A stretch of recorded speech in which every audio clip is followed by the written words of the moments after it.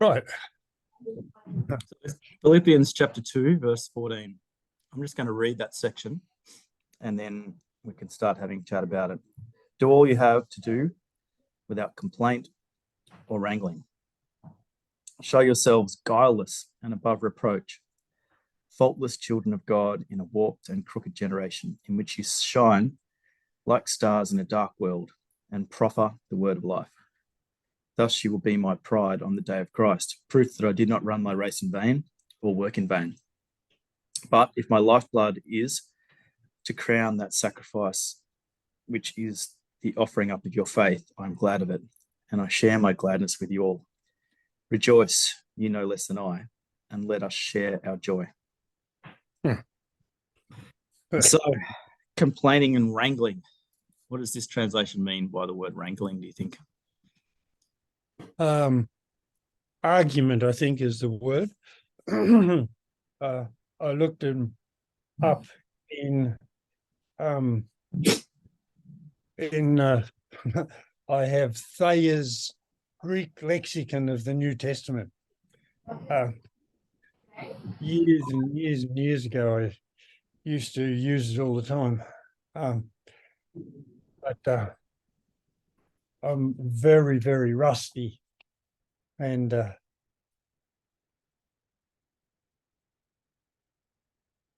where have I got it?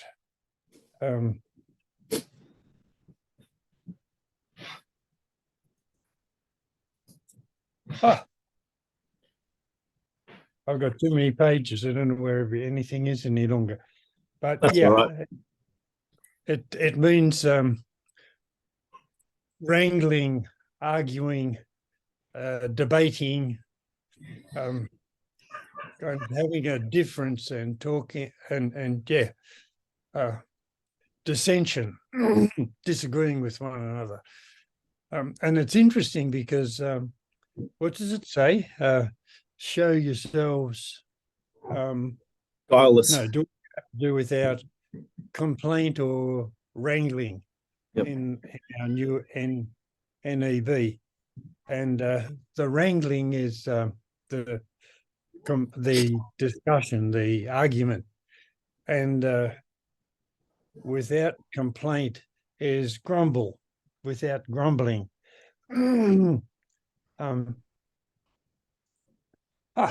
Where is it? This is definitely one of those timeless sort of principles that we see in the scriptures where, you know, no matter the age or the time, human beings have a tendency to grumbling and to arguing. Yeah. And that those who don't, they actually shine, they stand out from the rest of the world that they live in. I guess that's true on a human level, just the way it is. But I think this has got a more serious edge to it, because what Paul has been trying to get the church in Philippi to do is, like he said, to live worthy of the gospel of Jesus Christ, and to get the big picture. In his prayer right at the beginning, I think it's chapter 1, verse 9 or close, where he said, this is my prayer, that your love may grow yet richer and richer, or I think literally it says more and more, in knowledge and insight of every kind, that you may thus receive the gift of true discernment. And I thought about that, you know, when it says your love should grow in knowledge and insight, love is a feeling, and feelings are either weaker or stronger, and they don't grow. You don't normally associate knowledge with a feeling. So it refers specifically to Christian love, which is a willed determination to sacrifice whatever might be of value to yourself in order to enrich the life of another. It's very definitely a thing that you will. That brings us back to the person, and people can grow in knowledge and insight. And I think that was the reason Paul's writing this way. Very, very discreetly. He's not trying to offend them. He's wanting to keep them on side with him, because they sent him a gift. They'd sent one of their leaders, Epaphroditus, across to help him while he's in prison in Rome, and he genuinely loved them. There's no question about that. They were the first group that had become Christians in Europe when he came across from Asia at the start of his ministry, somewhere like around about 10 years earlier. So he was very, very fond of them, and so he's being discreet. And he must have heard from Epaphroditus that there was disunity, that the internal life of the fellowship was that they were just not united, and that well, the way he put it is, remember at the start of chapter 2, where he says, fill up my cup of happiness by thinking and feeling alike, having the same love for one another, the same turn of mind, the same concern for unity. So the news from Epaphroditus when he came across from Philippi must have been not altogether good. Must have talked about this. Excuse me. There's two ladies, Euodia and Syntyche. Lucas, you are frozen on the front. One of us, our internet connection is unstable. You got a funny.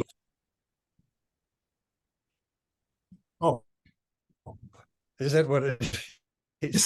There's something wrong with the internet connection. Okay. Oh, so do I keep going, or do we wait for the internet to catch up? Just keep going. It looks like it's caught up now. What should we? Okay. So what I was trying to say is that Paul had heard that the whole community over there was not united, and that there were groups who were out of fellowship with one another. So he's really talking to them about their own spiritual life, but also the spiritual life of the community itself, the church. And so when he says do all things without grumbling and dissension, he's talking to them about their relationships with one another. But I think there's a deeper edge to it, that they're also probably grumbling and arguing with God, which is, of course, probably the reason why they were arguing and complaining and grumbling against one another. If they were right with God, they'd be right with one another. Pretty obvious. And I guess that's why Paul said, work out your own salvation with fear and trembling, because by golly, it's God who's working within you, meaning in each individual, but also within the whole fellowship of the church. And they should take very, very seriously this bigger framework in which they are living their Christian lives. And it involves their relationship with God. And But you come to think of that because back in at the start of the nation of Israel, when he called them out of Egypt, Exodus chapter 16. I think I copied it out here somewhere or other. Yeah.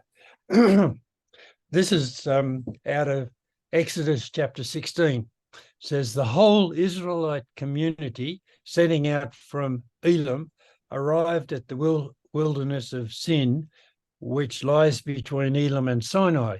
So it was before they got to the Mount Sinai where they received the law. And goes on, this was on the 15th day of the second month after they left Egypt. So it's only 2.5 months in on the journey. And it says, the Israelites all complained to Moses and Aaron in the wilderness. They said, if only we died at the Lord's hand in Egypt, where we sat by the flesh pots and had plenty of bread. But you've brought us out into this wilderness to let this whole assembly starve to death. And Moses and Aaron went and talked to the Lord, and then the Lord sent them back to talk to the people. Goes on, Moses and Aaron said to all the Israelites, in the evening you'll know that it was the Lord who brought you out of Egypt, and in the morning you'll see the glory of the Lord because he's listened to your complaints against him. Who are we that you should bring complaints against us? You'll know this, Moses said, when in answer to your complaints, the Lord gives you flesh to eat in the evening, which happened when a migrating flock of birds settled on the camp, quails, I think it calls them. And so they had all the quails they could eat. The Lord will give you flesh to eat in the evening, and in the morning, bread in plenty, which was, of course, the manna which started then, 2.5 months after they'd left.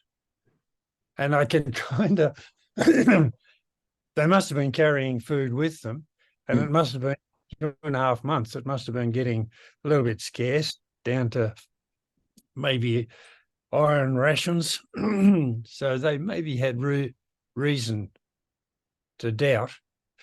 Anyway, Moses ends up that section by saying, what are we? It is against the Lord that you bring your complaints, not against us.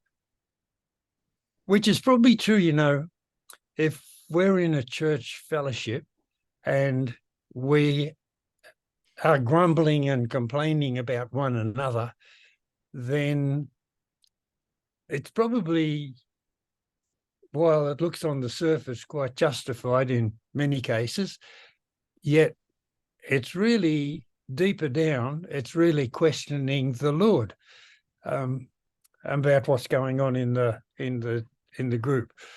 That's a difficult one because in one way we represent the Lord, and so we have a right.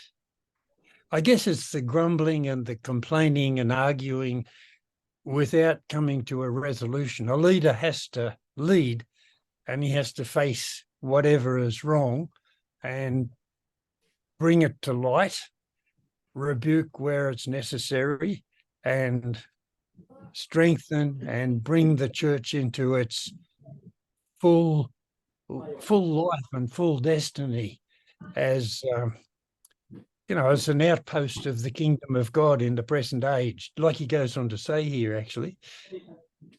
Anyway, there's my thought about it.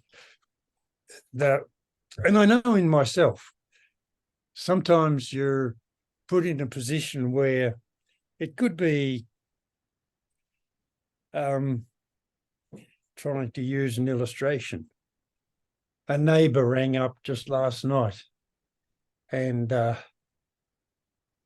I've talked to her before and know a fair bit about her story, but she had some really sad information. One of her grandchildren, just little toddler, discovered to have leukemia, and and another niece who's just found out she has a brain cancer. I've witnessed and shared the gospel with her, and she's from her background, she's very anti the gospel. Very hard to get her to take it seriously. But because I've already talked to her and she's already sort of rejected the gospel, my feeling is I don't want to waste time with this woman anymore. That's not good, I know, but I just feel that, I was busy. I was really caught up in what I was doing. I didn't feel like prolonging the conversation would be easy. Yeah, easy to just do what I wanted to do in the comfort of, it was a nice kind of rainy evening and you kind of feel nice and secure. Anyway, it's easy. In the event, I talked and we sympathized, and I was able to say some things that she appreciated, and particularly about her taking Jesus seriously, and I prayed in Jesus' name and said she'd better start doing the same as well. Basically, it's a bit more than that, but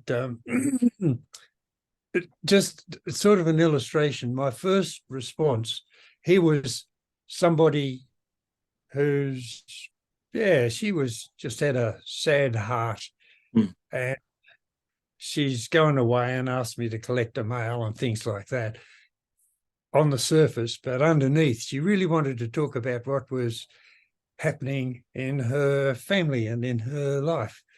And my initial reaction was to grumble and to argue with myself whether this was a worthwhile way to spend my time talking to my neighbour, as though it was up to me to say. And I needed to readjust my thinking and put Christ first again, which after a long time as a Christian, you gradually get used to the idea that in the end, you're going to lose every argument you have with him. So better just to get on and do what he wants you to do.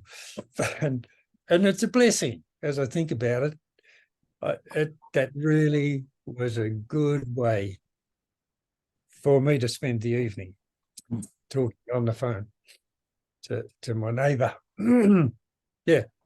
So where's the place then, do you think? Where's the place for grumbling to God?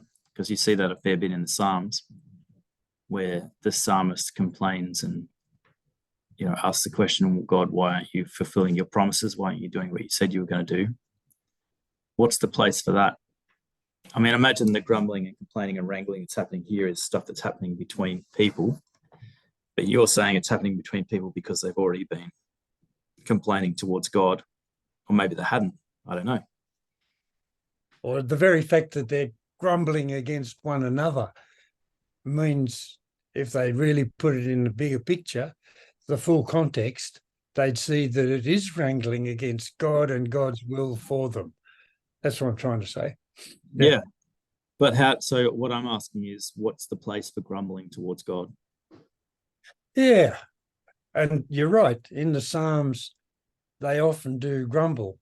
But I think in every one of those, we'll need to read through them and see, but just my impression is that they start off with a grumble, and then as they keep talking about it to God, there's a gradual shift, and they begin to see things in perspective and submit themselves to the will of God and start thanking him for the bigger blessings that they have.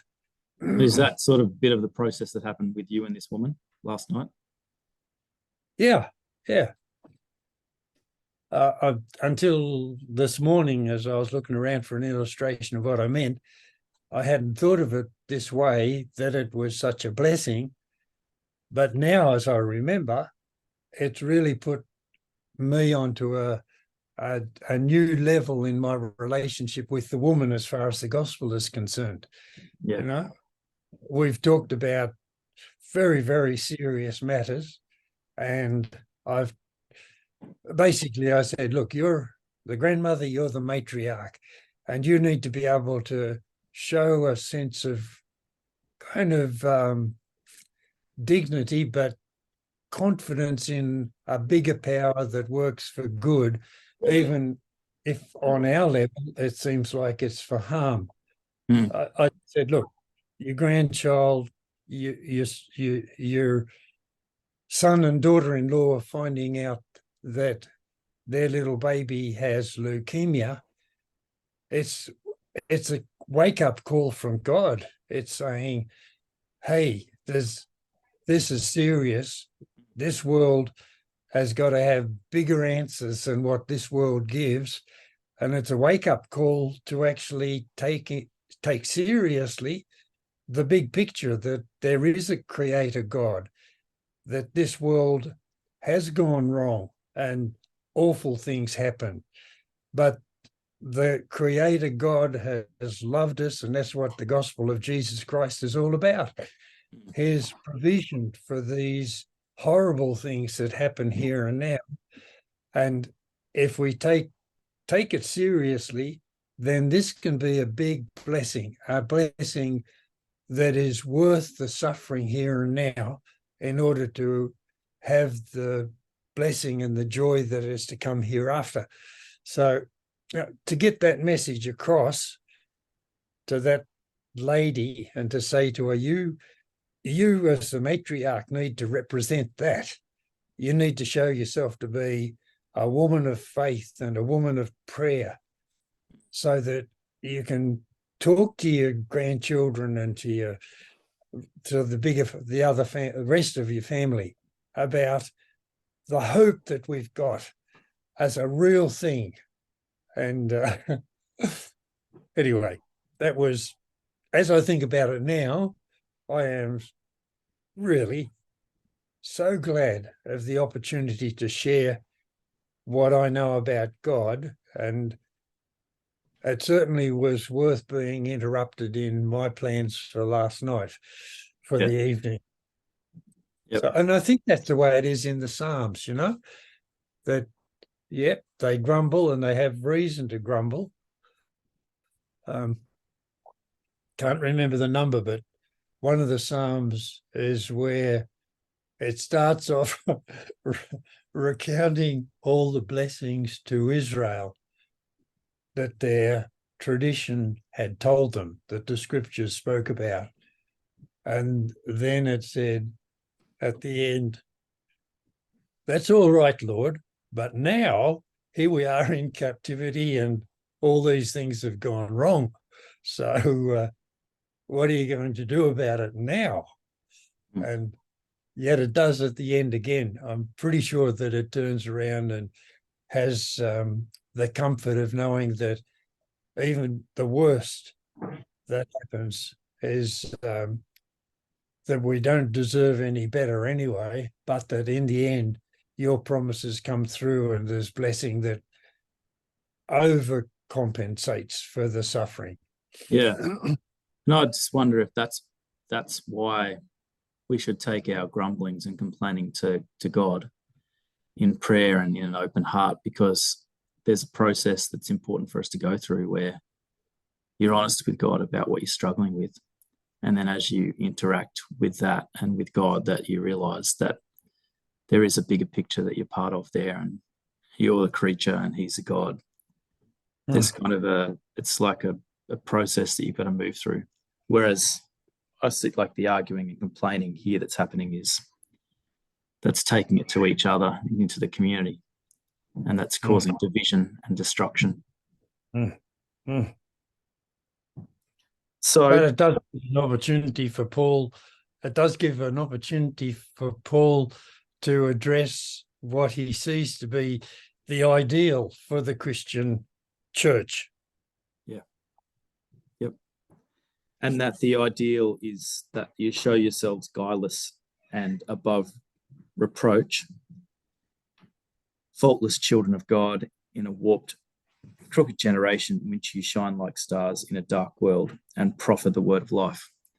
And you made a point last week about proffering the word of life, that's part of the purpose of all of this, that we have the word of life, that we are a community who needs to be united sacrificially towards one another.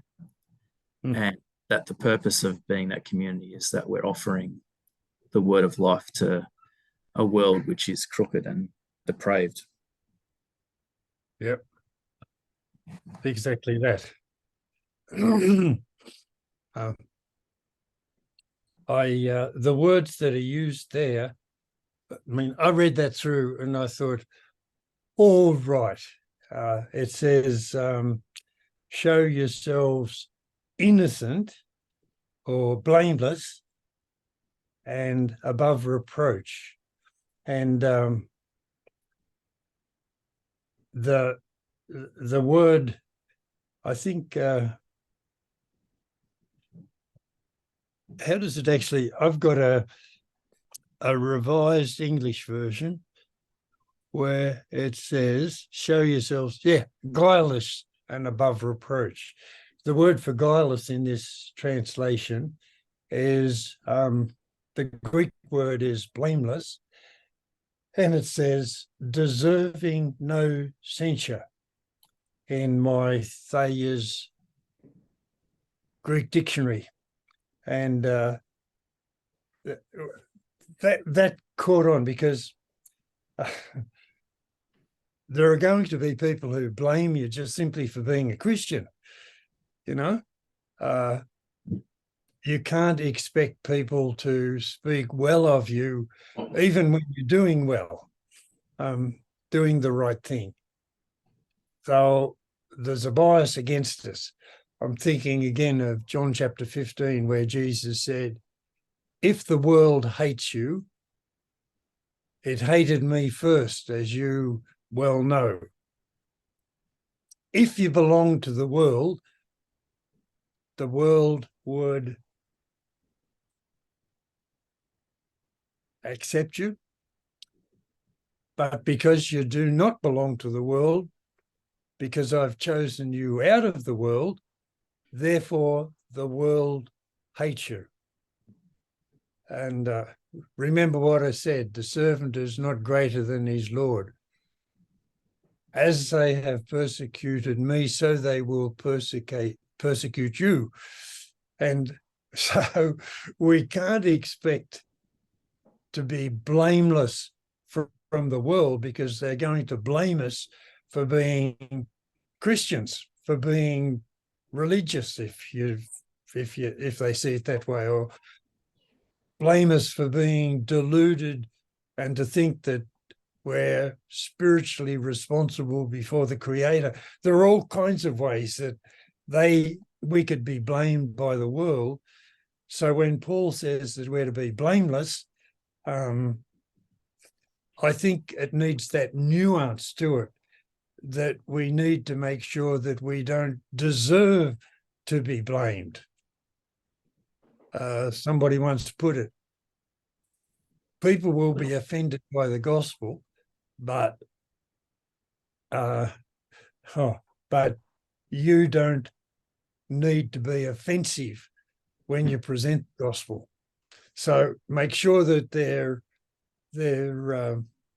they blame us for things that we don't deserve to be blamed for. I think we need to take that. Yeah.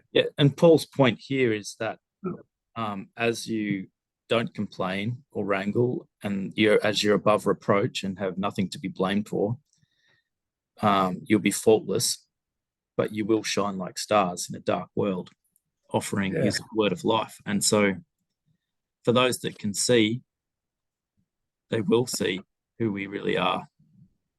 You know, those with eyes that are open and ears that are open, they'll see and hear who we truly are, because we're blameless. And whether they see or hear doesn't matter in the long run, as long as on our side we are shining like stars in a dark place, that we are living the character of true children of God, not just individually, but and Jesus said this over and over again, well, several times, that as his followers, showing love for one another is going to be the strongest witness to the world. Mm.